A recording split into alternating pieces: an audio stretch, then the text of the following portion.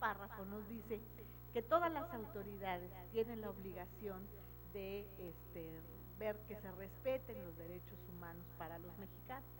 Pero hay una parte muy importante que ha movido a varias divergencias de criterio, que es la que dice en la medida de sus competencias. Cuando se emitió el caso Radilla, que fue el primero en el que se dijo que el artículo primero constitucional estaba estableciendo el control difuso de la Constitución y que se establecía justamente en este párrafo tercero del artículo primero constitucional, se dijo aquí el obligar a las autoridades a respetar los derechos humanos quiere decir que se les está dando la facultad de inaplicar leyes cuando éstas no sean acorde con la Constitución y ahora con los tratados. En mi opinión, nunca estuve de acuerdo con esa interpretación porque en el caso Radilla se determinó también que esta facultad que se les otorgaba en la Constitución a las autoridades para el respeto de los derechos humanos era entendida en cuanto a su inaplicación exclusivamente para los órganos jurisdiccionales. Entonces yo ahí digo, bueno, pues hay una interpretación muy sui generis, porque el artículo primero constitucional no se está refiriendo a las autoridades jurisdiccionales. Ahora sí que como el chiste de la monjita dice, dijeron a todas. Es decir, dice todas las autoridades están obligadas al cumplimiento de los derechos humanos, a velar porque se respeten los derechos humanos. Entonces yo ahí encuentro una interpretación un poco sui generis, que no compartí por esa razón, que esta fuera la parte que fundaba la posibilidad de que se llevara a cabo el control difuso por las autoridades jurisdiccionales. Entonces la Constitución no se refirió nunca a ellas, esta es una interpretación que se da por la Suprema Corte de Justicia de la Nación. Entonces lo primero es, bueno, sí el párrafo tercero del primero constitucional está estableciendo en esta parte, en el respeto a los derechos humanos, está estableciendo el control difuso.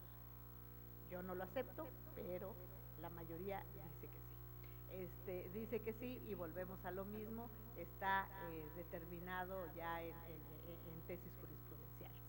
Entonces, pues hay control difuso de la Constitución. Ahora dice, bueno, ¿quién puede llevar a cabo el control difuso de la Constitución? Entonces dicen solamente las autoridades jurisdiccionales.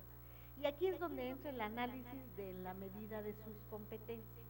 En la medida de sus competencias, debo decirles, se ha entendido desde dos puntos de vista muy distintos, y que ha prestado a confusión en cuanto a su aplicación. Hay quienes entienden en la medida de sus competencias como aquellas autoridades que dentro de su competencia existe la posibilidad de inaplicar leyes. ¿Por qué? Porque su competencia se los permite. Si esta es la interpretación correcta, pues déjenme decirles, inaplicar leyes y aplicar control difuso solamente podría hacerlo el Poder Judicial Federal, porque ninguna otra autoridad en su competencia tiene como facultad el poder inaplicar leyes. Si la idea es, la otra versión que se da, es que en la medida de sus competencias no se entiende como la competencia inaplicar, sino que en la medida de sus competencias debe entenderse que son la inaplicación de aquellas leyes que por su propia competencia puede aplicar. Entonces dicen, si por su competencia las aplica, por su competencia puede inaplicarlas. Por decir algo, un juez ordinario en materia civil, pues aplica el Código Civil, aplica el Código de Procedimientos, ya va a haber uno único, pero bueno, por lo pronto será el de federal o el local, y entonces dicen, si está llevando a cabo el juzgamiento de un caso y tiene que aplicar el Código Civil de su estado o el Código Civil federal, entonces determinará si el artículo que está aplicando es o no constitucional, es o no acorde con la Constitución. Y aquí en la medida de sus competencias se entiende que está dentro de su competencia la aplicación de ese código. Y si está dentro de su competencia la aplicación de ese código, también está dentro de su competencia su posible inaplicación. Entonces, como verán, la interpretación de la medida de sus competencias es totalmente diferente, tanto de unos como de otros.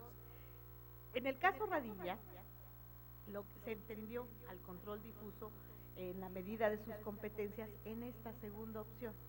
En el caso Radilla incluso se pone algún ejemplo donde el ministro Cosío, que fue el autor del engrose, nos dice, por ejemplo, el Poder Judicial de la Federación puede inaplicar leyes, sí, sí puede, pero puede inaplicar aquellas leyes que en la medida de su competencia tiene la obligación de aplicar. Por ejemplo, la ley de amparo, la ley orgánica del Poder Judicial de la Federación, en supletoriedad del Código Federal de Procedimientos Civiles, la Suprema Corte de Justicia de la Nación, la ley reglamentaria del 105 constitucional, etcétera, aquellas que tenemos la obligación de aplicar porque son nuestra competencia su aplicación.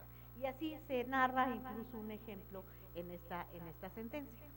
Sin embargo, en alguna ocasión llegó al Pleno un asunto en el que se estaba analizando, era un problema de, de responsabilidad, si no mal recuerdo, de una aseguradora en la que se inaplicaba un artículo del Código Civil por parte de un tribunal colegiado, porque se decía que este artículo no daba acceso a la justicia a quien promovía, que era daño moral o algo, una cuestión así, por una negligencia médica, había un daño moral, y entonces el artículo decía que solamente podía promoverlo la persona que hubiera sufrido el problema, es decir, la persona que hubiera estado en el caso de enfermedad y hubiera sufrido la deficiencia, la negligencia médica. Aquí lo que sucedió es que esta persona falleció y quien se va a demandar es la hija. Y entonces a la hija, en el fuero común, pues le aplican el artículo 1900 y tantos del Código Civil y le dicen, pues con la pena no tienes legitimación para promover, porque el artículo dice que solamente podía haber venido quien sufrió el daño directamente. Entonces se van al juicio de amparo, y en el juicio de amparo el tribunal colegiado aplica control difuso de la Constitución y dice que el artículo 1900 y tantos del Código Civil es inconstitucional, porque está negando el acceso a la justicia a una persona que también venía impugnando no solamente, me parece, el daño moral o el daño patrimonial, sino también, perdón, no solo el daño patrimonial, sino también el daño moral. Entonces, el chiste es que le dice el tribunal colegiado, inaplico el artículo y lo declaro inconstitucional, y con base en eso pues ya tienen que aceptarte la acción que promoviste. Esa era la idea. Este asunto llega a la Suprema Corte de Justicia de la Nación y aquí se retoma nuevamente el criterio del interés difuso, y aquí lo que se dice es, por unos de los ministros, dicen, por supuesto que el tribunal colegiado podía hacer control difuso de la Constitución, porque nosotros entendemos que en la medida de su competencia es quien tiene competencia para la inaplicación de leyes. Y si se trataba de un tribunal colegiado como miembro del Poder Judicial Federal, por supuesto que tenía competencia para eso. Y entonces hizo muy bien en el momento en que analizó en el amparo directo este artículo, inaplicarlo y concederle el amparo al quejoso. Y otro grupo de ministros dijo, pues fíjense que no, porque si nosotros volvemos al caso Radilla, no necesitamos más que analizar cuál fue el espíritu que se le dio a la aplicación del control difuso. Y aquí lo que se dijo y lo que se entendió e interpretó de la medida de sus competencias no es la competencia para inaplicar leyes, sino la competencia en la aplicación de la ley misma. El órgano que tiene facultades para aplicar la ley, tiene facultades para inaplicarla, pero quien no las tiene, no la puede inaplicar. Entonces se dijo, aquí quien tenía facultades para aplicar el código era el tribunal ordinario, no el tribunal colegiado de circuito, y entonces se revocó la sentencia correspondiente. Se dieron otras posibilidades en suplencia de queja, pero lo que les quiero decir es cómo se manejó la interpretación del control difuso de la Constitución. Entonces, hasta ahorita porque puede cambiar, hasta ahorita la idea fundamental es que la interpretación de la medida de las competencias es la competencia que se tiene para la aplicación de determinadas leyes, determina la posibilidad también de inaplicarlas.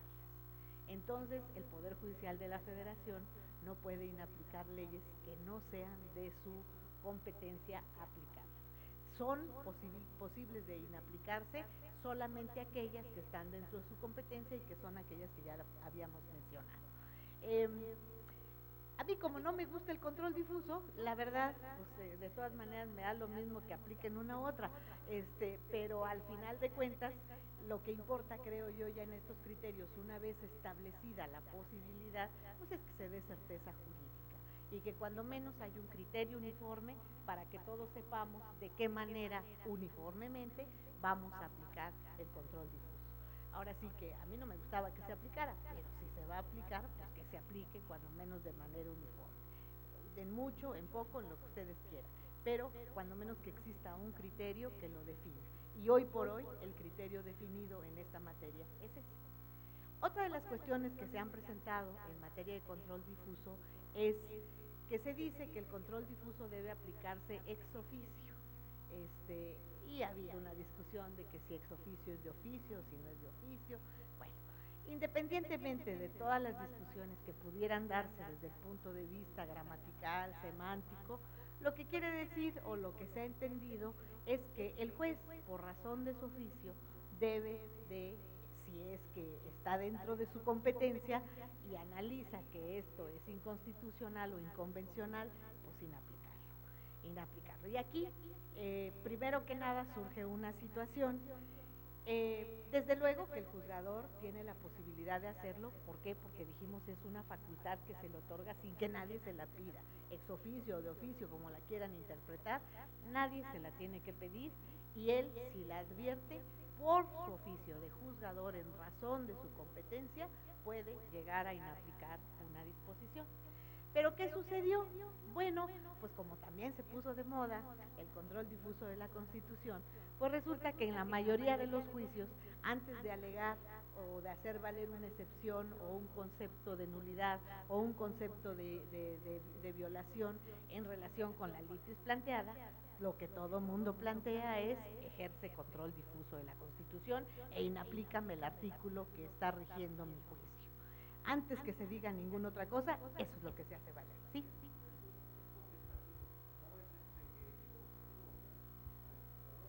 No, el juzgador puede inaplicar si considera que debe inaplicarse y no necesita pedírselo absolutamente nadie.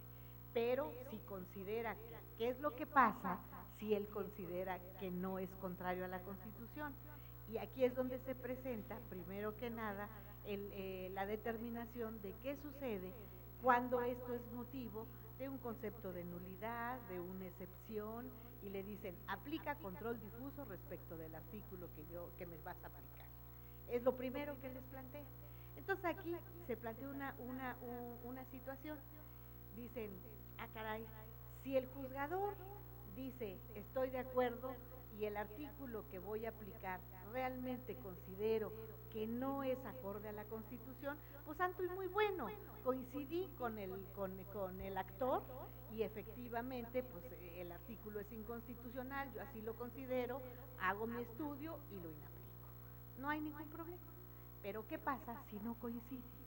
Si el actor, el demandado, le solicitan que haga control difuso y a la hora que el juzgador analice el artículo dice, pues esto no es inconstitucional, ¿qué tiene que hacer?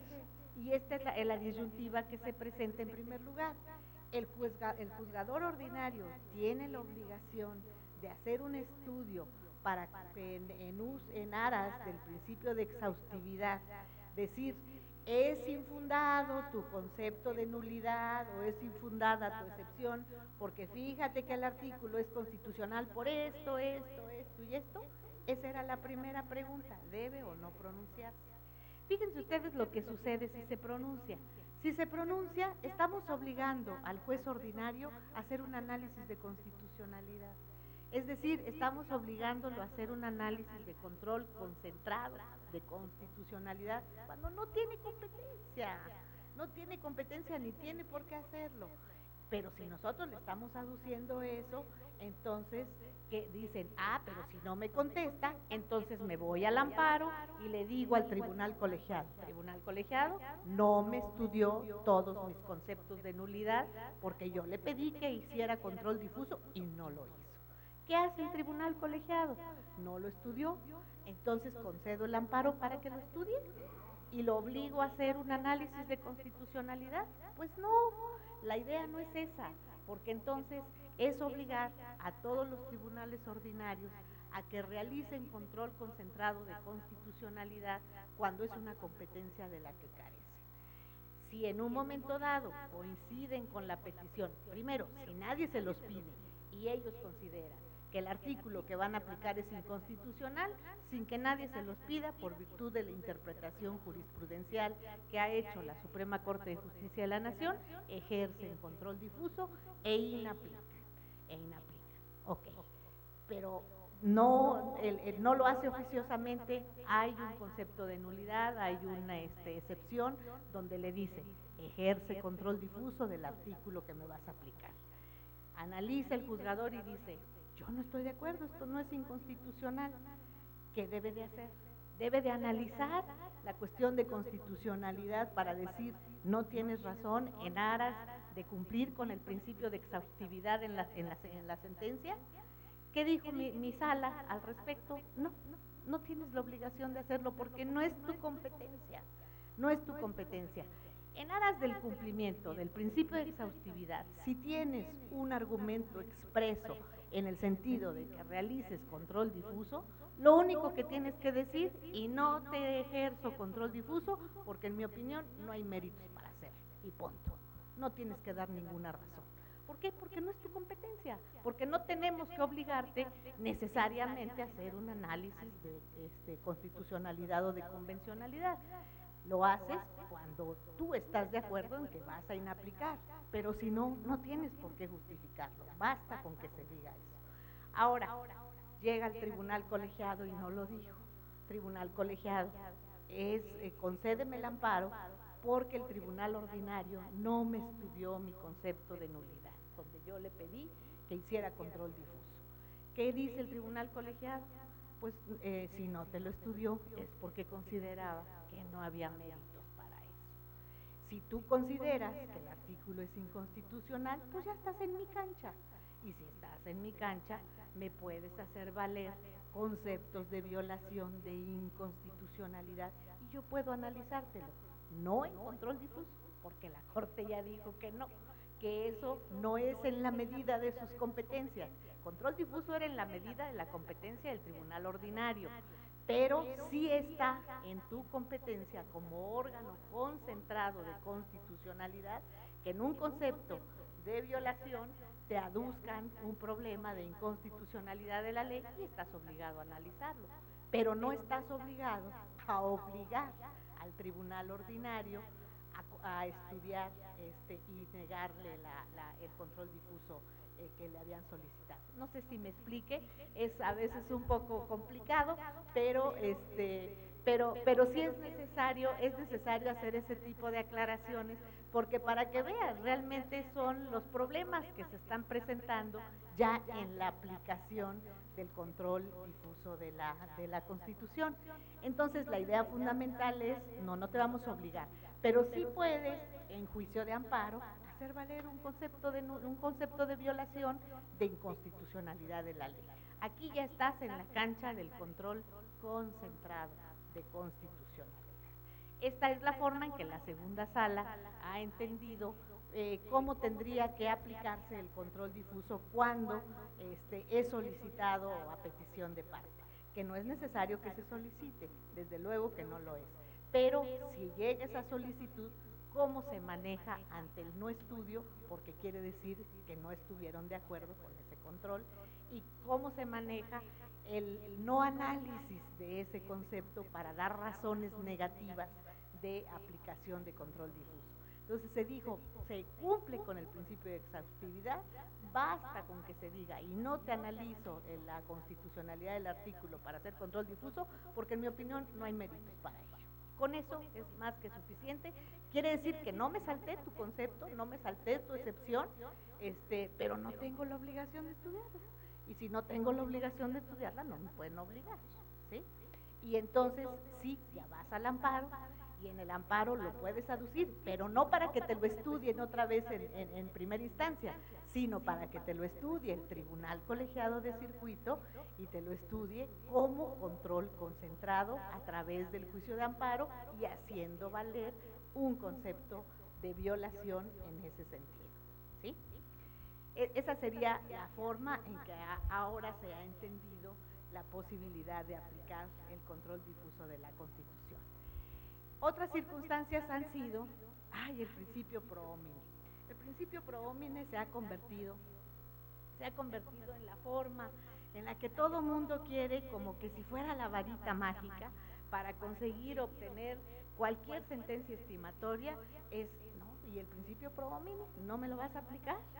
No, por el principio pro homine quieren que se les diga que el artículo dice lo que no dice. No se trata de eso. Ni el principio pro homine implica que le vamos a dar la razón a quien no la tiene. No, el principio pro homine lo que implica es un sistema de interpretación. Siendo un sistema de interpretación, ¿qué quiere decir? Que la norma, de alguna manera, está admitiendo diversas formas de interpretación. A lo mejor no es todo lo clara que uno quisiera, eso suele suceder. Y el chiste es de que si existen estas diversas maneras de entender el artículo, bueno, pues que apliquemos la manera que más le beneficia. Eso quiere decir el principio pro homine, es un principio de hermenéutica jurídica, es un principio de interpretación, no es la varita mágica con la que con solo mencionarlo vamos a abrir todas las instancias jurisdiccionales, ni que con esas vamos a obtener la sentencia estimatoria de todos los procedimientos que promovamos, de ninguna manera. La idea fundamental es un principio de interpretación y vamos a aplicarlo en la medida en que puede haber cierta confusión y que de alguna manera implica que dentro de esas diversas formas de interpretación, ¿cuál aplicaremos? Pues la que más le beneficie, la que sea la más benéfica para quien está solicitando el amparo. Otro de los principios que también está muy alegado últimamente es el principio de progresividad. Resulta que hoy todo viola el principio de progresividad. ¿Por qué? Porque si la autoridad sube una multa, pues ya está violando el principio de progresividad. ¿Por qué? Porque antes me cobraba 100, porque hoy me vas a cobrar 200. Ya estás violando el principio de progresividad. Un asunto en el que se analizó de manera muy enfática este principio y que yo debo de reconocer que inicialmente voté por violación al principio de progresividad, pero me rajé y después cambié de opinión, es precisamente el que se refiere a la reforma laboral que hubo hace relativamente poco tiempo. Recuerden ustedes que tratándose de los salarios caídos, pues establecía que el salario caído tenía que cobrarse hasta el momento en que se ejecutaba el laudo. Y la nueva Ley Federal del Trabajo establece en el artículo 48, si no mal recuerdo, que los salarios caídos están topados a 12 meses, que es más o menos la duración del juicio, y que si pasan de esos 12 meses, que finalmente debiera pagarse un interés. Bueno, pues este artículo ha dado dolores de cabeza, porque por principio de cuentas se dijo que si había o no violación al principio de progresividad. ¿Por qué razón?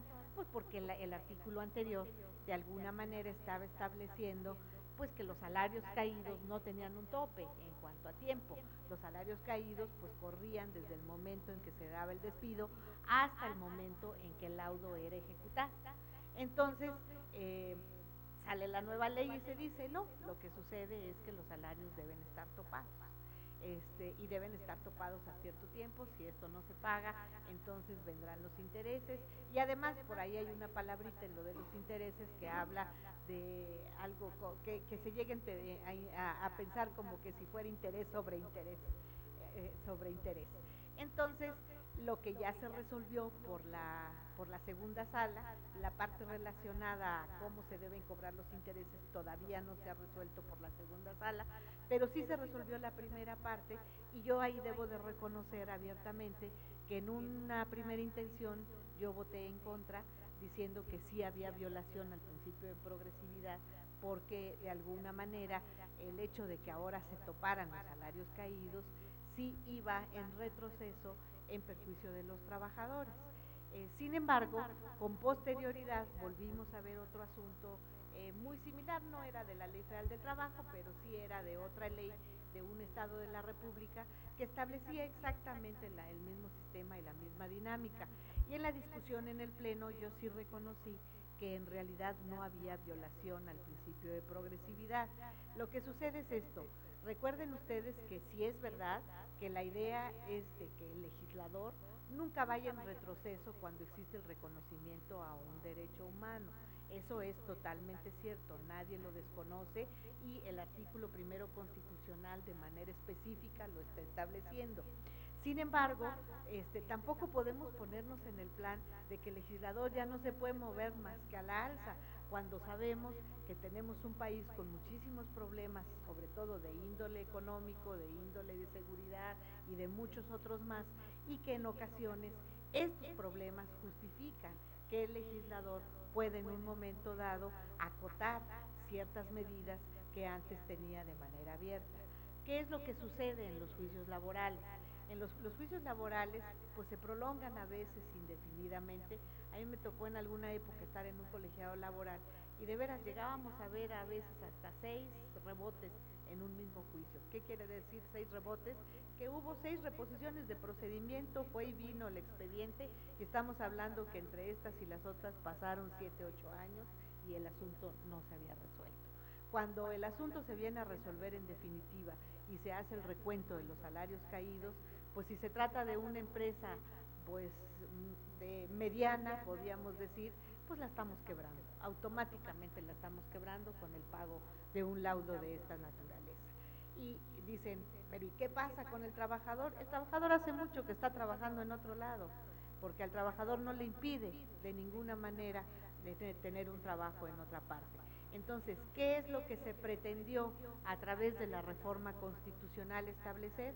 Que el pago de los salarios caídos se diera durante durante el tiempo que el juicio pudiera perdurar y que de alguna manera se contara que si se extendía un poco más de esto, bueno, pues que habría el pago de ciertos intereses para no dejarlo desprotegido, en la inteligencia de que el trabajador al día siguiente que es despedido de ese lugar puede buscar trabajo en otro lado. Entonces, la idea fundamental es hacer que los juicios laborales no duren tanto tiempo, y por esa razón hay figuras en la nueva ley de amparo, como el amparo adhesivo, precisamente para evitar esos rebotes y rebotes de los juicios de amparo y tratar que de ser posible en un solo juicio queden perfectamente resuelto el problema planteado.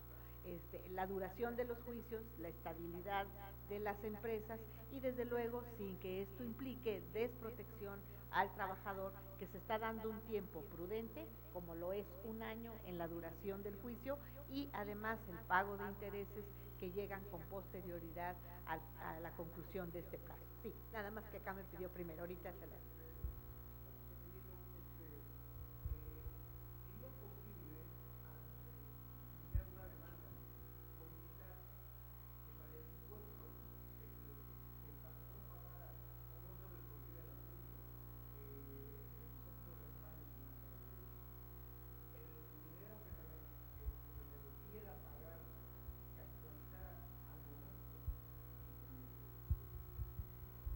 El artículo no dice que tenga que actualizarse hasta el momento, no, la idea del artículo es, tienes un año para la duración del juicio, pero si se prolonga, ya no es el pago de salarios caídos, es el pago de intereses.